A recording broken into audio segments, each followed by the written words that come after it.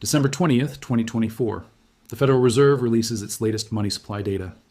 M2, the broadest measure of money in circulation, stands at 21.2 trillion for context. In January 2020, before COVID, M2 was 15.4 trillion.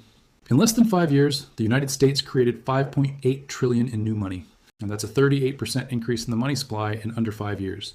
To put that in perspective, the entire US money supply in 1980 was $1.6 trillion. We printed 3.6 times the entire 1980 economy in just 5 years. But here's what nobody's telling you. The inflation hasn't hit yet.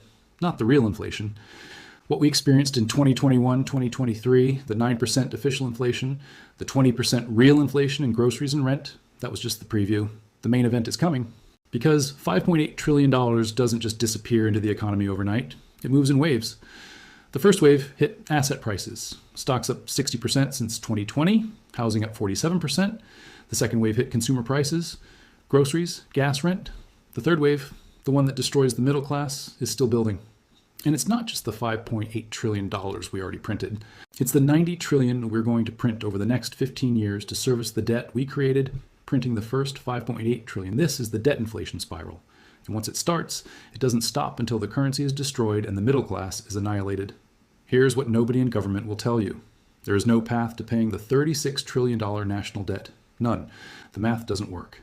The only way out is inflation. Massive, sustained, middle-class destroying inflation that will transfer 30 trillion in wealth from savers and wage earners to asset holders in the government over the next decade. This isn't speculation. This is pattern recognition. This is what happens every single time a government prints money to finance debt it cannot repay. Rome did it. Weimar Germany did it. Nixon did it in slow motion. And America is doing it right now, faster than any of them.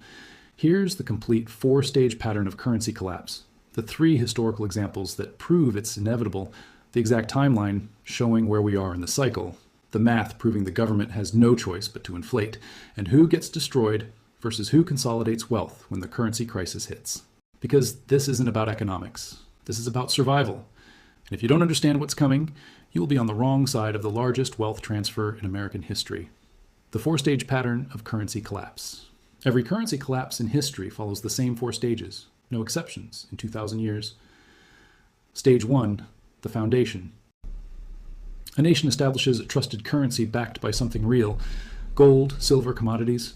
The backing creates trust. The trust creates economic expansion. People save in the currency because it holds value.